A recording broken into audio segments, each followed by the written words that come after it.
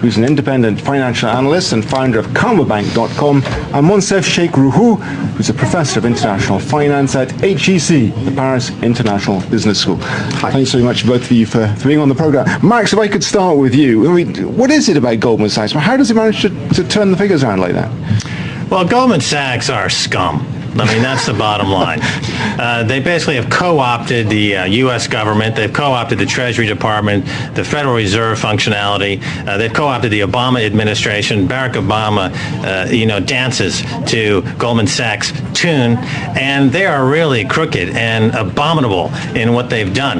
You just remember Hank Paulson held Congress hostage, took him in the back room and said, "Give us $700 billion. We're going to crash this market." He's an arsonist. He's an outlaw, and yet he's given praise. Ex-Treasury Secretary Hank Paulson, who was CEO at Goldman Sachs. Sure, but if you go down the list, they're all Goldman Sachs scum. Whether it's Hank Paulson, whether it's Geithner has very close ties to Goldman Sachs, and of course, all these banking bonuses are paid out to all their cronies who are Goldman Sachs scum. And America, for some reason, has allowed this coup d'etat to take place, a silent coup d'etat, where the Goldman Sachs and their friends now control the U.S. government, and they are manipulating prices. Okay, Mike. Monsef, that's a pretty abrasive view of Goldman Sachs. Do you go along with that? I will revert only to the financial world and to the financial figures, and we notice that Goldman Sachs is merely having the fruits of its very, very important strategic choice. Let's not forget that Goldman Sachs has warned the world community about the dangers of the instruments, the toxic instruments that were being used and that were called the subprimes. And Goldman Sachs published a report a year and a half ago saying that the subprime problem was going to cost the world $2,000 billion. So Goldman Sachs was the only investment bank in the United States that didn't get into this game of selling that, selling and buying empty boxes. Yes, but they created many of these empty boxes. They then bet against their own clients to whom they sold these empty boxes. They coerced the federal government to get rid of their main competitors in Lehman Brothers and Bear Stearns, who were selling these empty boxes. They co-opted foreign banks who owned these empty boxes, who went through tremendous pain and suffering. And they are also now caught in front-running every single trade on the New York Stock Exchange with this high-frequency trading scandal. They're literally stealing $100 million a day. Goldman Sachs is stealing every day on the floor of the exchange. They should be in The Hague. They should be taken up on financial terrorism charges, and they should all be thrown in jail.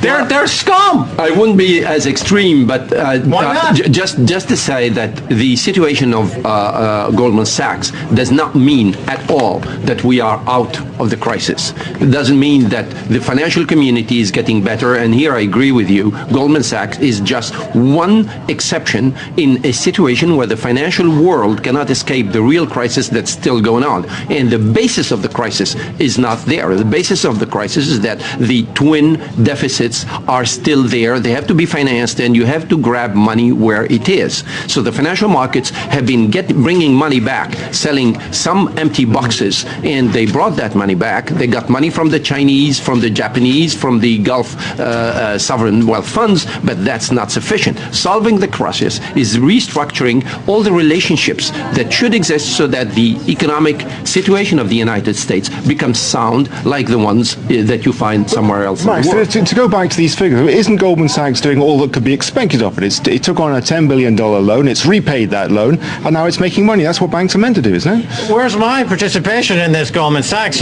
As part of these bailout bank programs in the past, the citizens get warrants, and they participate in the upside, and these banks like Goldman are buying back their stock on the cheap. I don't get my warrants. Plus, they've artificially dropped interest rates to 1% and lower. Therefore, as a saver in America, as someone who I should be lauded and applauded for being a saver and helping the capital system in America, Goldman Sachs owes me personally, I figured, at least $10,000 in interest income that they've stolen. They've taken it right out of my pocket, just like those bonuses in Goldman Sachs being paid this year were taken right out of the starving Americans' pockets. The homeless in America have Goldman Sachs to thank for their homelessness and starvation right now. They took their money from their pockets. They put it in their bonuses for this year. That's unconscionable. That's a financial terrorist crime. I'm not kidding. They should be at The Hague. But Max, they should be taken to The Hague. They're absolutely violating human rights. It's a human rights issue. But Max, look at it the other way. What would be the consequences of letting all the banks and Goldman Sachs Sachs first go down. Remember the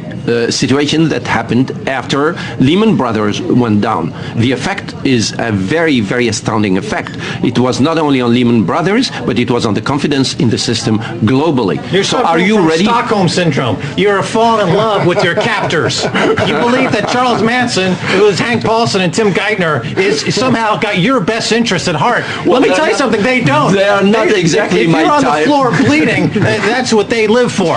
They're not somebody you let them fail. Of course you have to let them fail, because in capitalism, in American society, the losers have to fail to allow the people who are entrepreneurial and winners to take place. There's plenty of banks that could have taken these places of these other banks. You don't need to put shysters and charlatans on Wall Street who have stealing with impunity and give them a break. And they only paid 1% in taxes last year. But what's the way out? I'm worrying about the way out. Do different rules apply for Goldman Sachs? We were just talking about the fact that Hank Paulson was the CEO of Goldman Sachs, Robert Rubin the same. Yes, and I would say even more than that. Hank Paulson, when he left Goldman Sachs, he left with a golden parachute of $500 million. Today, he is making speeches against golden rules. Do what I do, but don't do. But do what I say, but don't do what I do. Is Goldman Sachs so enmeshed in government that it's almost impossible to separate the two? Well, I let Max have the responsibility for that. But what I'm doing, I'm looking forward. Are we going to look for a way out? And the way out is the G20. And the G20 has to put new rules for the new relationships, and new Bretton Woods 3 has to be there, and we have to operate, even in the United States, against that hanky-panky.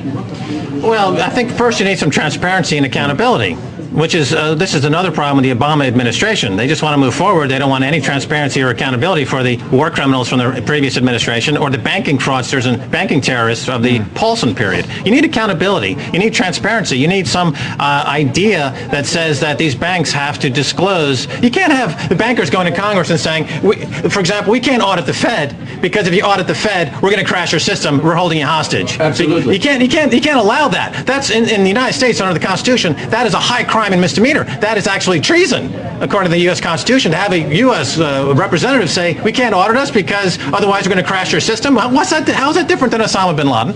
You tell me how the difference is. They're causing as much damage. They're causing as much loss of life. And probably much more. I mean, Paulson and Geithner are pussycats. Obama's a pussycat compared to Paulson and Geithner in terms of pure damage. Yeah, but listen, Max, this is not only about the Fed. This is about the Bank of England. This is about the Banque Centrale Européenne, European Central Bank, where you got the assets that have gone up, not through sound instruments, but through the files that banks cannot recover anymore. You mean after Building 7 exploded on 9/11, they can't get the records anymore? How convenient. It's the whole world system that has to be revalued. That's why I was talking about the G20. I was talking with an investment banker from the United States, and he told me, you know what is an investment bank today in the United States? It's a left side and a right side. On the left side, nothing is right. But on the right side, nothing is left. That means the equity is not there anymore. And now the system has to be reconstructed on sound basis. I agree with you on accountability. I agree with you on transparency. But this cannot be done only leaving the Wall Street and the Senate and Capitol Hill alone. We need to solve it together. The world, Europe has a role to play. The emergents have a role to play.